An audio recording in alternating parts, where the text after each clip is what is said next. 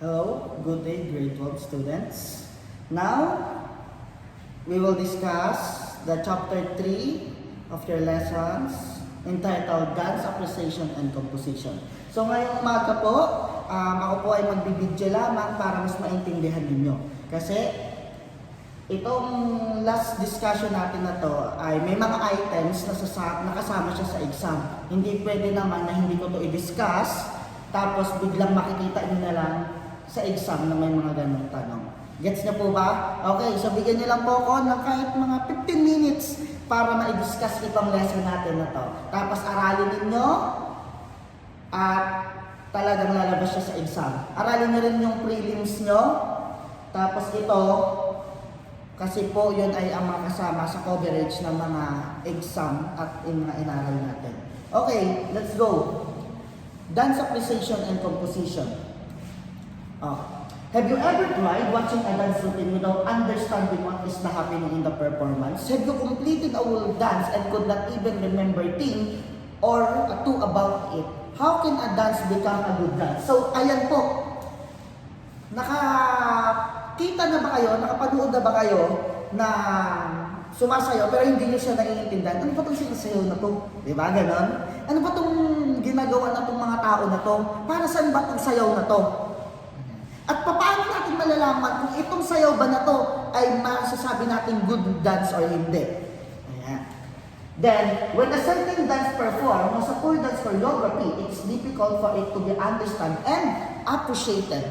When a dance fails to communicate in its intended meaning, or if it does not have a meaning or significance at all, and all hand of the audience to grasp the content of the performance. So, ibig sabihin, sa madaling salita, makikita natin na kung maganda or pangit ba itong sayaw na to, or makukonsider ba natin itong good dance na ito, kapag na-distinguish natin at masasabi natin na ito maganda sayaw na to. Bakit? Kasi meron itong tinatawag na elements, meron itong tinatawag na mga phrases, units, transition, succession. Sir, ano po yun? Okay, mamaya, titignan natin.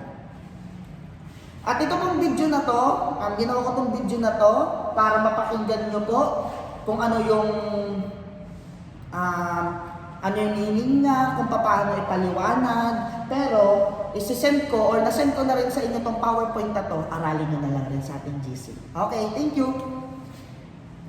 Okay, so what makes a good dance? It displays a significant meaning or conveys a message. It portrays life experience. It may present it abstractly and symbolically, but still not convey emotion and meaning. It lifts and transport the audience from their seats during the performances. So, it display and significance meaning. May meaning. Tapos, di ba, nakikita nyo kung papaano. Pansinin niyo yung sayaw nyo, yung performance nyo. Ayan. Kung paano yon, ano yung pinagawa ko sa inyo, di ba? Hand and foot, di ba? Basic fundamental position. Di ba? Ganon-ganon po. Ayan. So, anong ginawa nyo? Nilagyan nyo siya ng choreography. Di ba? Meron pa kayo tinatawag na naghahayon-hayon kayo, di ba? May masiwak pa kayo. May bilao pa kayo na step. Di ba? Yung iba ginawang polka. Ganyan, di ba? Ginawang tiklos. Tapos, binanatan ng pasok ng ganyan. O, ayan, di ba? Pagtapos nun, 98 ang grades. Okay. So, next time. What is a form? It is the instrumental by which ideas and elements are arranged or combined, etc., etc., etc. O, ito na lang. Form. Ang meaning na to ay formation. Ayan na. Ano yung formation nyo? Triangle ba kayo? Windows ba kayo? B-shape ba kayo? Inverted triangle ba kayo? Paano? Yun yung form ha? Tingnan nyo po yan. Then what is a phrase? Ito na lang ang tatandaan nyo. It is the smallest unit of dance. When you combine one movement with several others, they form a unit. When units are pieced together, they make up a section together to form a whole dance. So, ganito. Itong phrase, kunyari, ito ang step natin. 1, 2, 3. Yun lang, isang phrase lang yun. Smallest unit of dance. Kunyari, isang phrase to. 1, 2, 3. Tapos, ang step mo naman ay 3, 4, 5. Okay, pag pinag-combine natin to, itong pagsasamahin natin. 1, 2, 3, 4, 5, bam. Gets nyo? 1, 2, 3, 4, 5, bam. Ang tawag po doon ay praise. Smallest unit of dance. Ito po siya, yung bawat step natin. Alright. Next, motive. To able to convey a meaning or intention to the audience. Kapag ba sinayaw ko ito or perform ko to, ano ba yung motive ko? Yung motive ko, papaano ko ba gusto sabihin ang message na tong sayaw na to? Ayan. So, ang mga karakteristik na to or ang makasama na tong motive na to, dapat nandito yung facial expression mo. Ayan. Kung papaano mo talagang makukuha yung loob ng inyong mga audience kapag sumasayaw kayo. So, motive or motive. Next, characteristic of good dance. Ito, aralin niyo po ito, lalabas to. Ito, lalabas tong promise. Characteristic of a good dance, unity. The interconnected of praise of the dance are coherent and flow smoothly together. Ayan, hindi siya piano na sinasabi. Kunyari, ang step natin ay ganito. 1, 2, 3, 4. Yun siya, pare-pares kayo. 1, 2, 3, 4. Ganyan siya. Walang nalilate. And second, continuity and development. It is the praise of dance that are organized progressively. Ayan po siya, from the word continuity and development, they are organized. Paano? Progressively. Making each movement praise move naturally into the next. They are continuous development of the movement, praise in the audience, swept along the end. Continue, dire-diretso siya. Yung flow niya, napakaganda, napaka-maayos, napaka-organized siya. And next is variety and contrast. Making one or several variation that highlights the facade of the motive. This provides variety within the development of the dance. It introduces new material. Okay, ganito. Sa isang praise, katulad ganito. Ang step natin, paano na ngayon? 1, 2, 3, 4, 5, 6. O, ayan, isang praise na yan. Pagtapos niya, in-step nyo siya. 1, 2, 3, 4, 5. Dan, dan, dan, dan. Tapos pumasok kayo ng ganito. Tan, tan, tan, tan, tan, tan, tan, tan. May variety at contrast na tinatawag. Ibig sabihin, mag-iba yung praise 1 sa praise 2 na sinasabi. So, magkaiba siya. Nandun pumapasok yung contrast. Paano sila nagkaiba? Kasi nga po, nagkaiba yung 1, 2, 3, 4. Then pumasok kayo ng 1, 2, 3, 4, pam. Gumanon siya.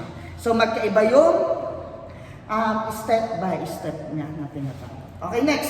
Transition. O, ito lang siya. Ang transition na sinasabi sa sayaw at or sa characteristic of the good dance na to, ito yung kunyari, ang step mo. Pag parehas kayo ng number, ng bilang.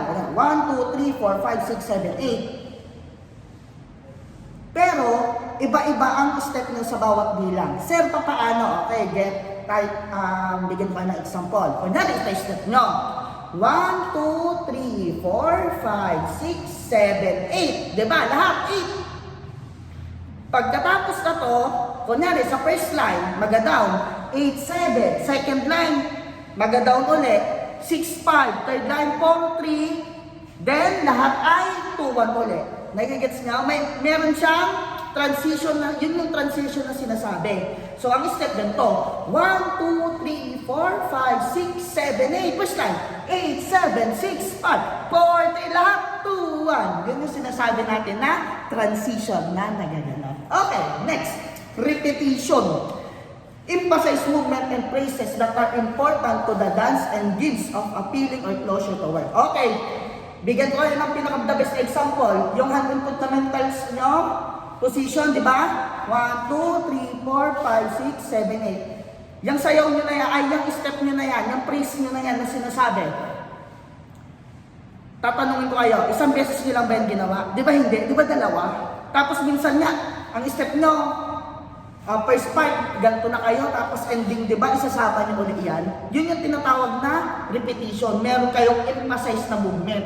Meron kayong gusto talagang ipakita. O, papasok na rin dun yung motive. Di ba? Nagpo-conveys or portrays the message of the dance. Okay. Climax. This is where the apex of energy. Okay, kumbaga, Itong climax sa Tito Boy, yung mga kalagitnaan na talagang makikita mo na talaga, ito na hataw movement na to. Kumbaga may introduction, intro, 1, 2, 3, 4, 5, 6, 7, 8. Tapos patagal ng patagal, papasok si climax. Mas nandito na yung mga mabilis, nandito na si transition, si repetition, diyan na papasok lahat-lahat. Ipapakita niya na at makikita natin yung pinaka-motive ng dance na to. Kung anong gusto nung ipalabas sa inyong mga audience. Makikita na, ay, ito climax na to. Kasi nandito na lahat eh. Alright. So, evaluating a good dance, unang-unang choreographers. They will evaluate a part of ongoing process developing personal style, which is both spontaneous and organized. Dancers and audience. So, ang mag-evaluate muna dyan talaga is choreographer. Then dancers, then audience. Pansinin nyo po, kapag nag-evaluate kami, mas maganda rin talaga na ang magiging judges or magiging evaluator is merong idea sa dancing. Kasi kapag wala, hindi niya makikita eh. Kunyari, bigyan ko ng isang example. Ang sayaw nyo ay may transition, yung pagkaiba-iba ng step, di ba? Tapos meron sabihin na nating repetition, yung nag-i-emphasize, kunyari inulit ko itong step na to. Kapag hindi dancer or hindi choreographer ang or talagang manunood lang siya, tapos pinaupo siyang judges, sasabihin na, ay hindi maganda kasi hindi ito sabay-sabay oh. Grade ko to, over 10, siguro 8 ka na lang. Di ba, ganon? Pero pag marunong ang talagang tumitingin, makikita niya, ito transition to. Ay, ito yung pinaka-climax nila. Ganyan. Di ba? Nagigets nyo po? Okay. So, stages in assessing a dance critic. Excuse me. Number 1 is description, interpretation, and evaluation. Description, ano po ba talaga? Involves observation of elements, characteristic, components ng dance niya, and interpretation. Paano mo ma-interpret yung dance na ito? At pagkatapos na yun, doon ka papasok sa evaluation. Nagigets po ba lahat? Okay po, ito pong topic po natin or lesson po natin na ito. Sana papagbigyan nyo ng pansin na pakinggan. Kasi ano lang to, hindi ako aabot po dito ng 15 minutes. Binilisan ko lang po siya. Isinend ko na rin po yung PowerPoint nyo. Then ito po tips. Kung matatapos mo tong video ko na to at nakaabot ko sa part na to, ayan, nagbibigay ako ng tips about sa exam. Ayan. Ang exam po natin ay merong 3 parts, multiple choice, identification, and essay. So, reviewin nyo po to. Reviewin nyo po yung prelims nyo. Yung prelims nyo, yung reviewer nyo na yon. At kung pag na-review nyo yun, makakakuha po kayo ng magandang nirato. Yun lang ha. May tanong pa? Kung may tanong pa, i-discuss ko po ulit ito kapag may klase na ulit tayo. Siguro next week. Ha?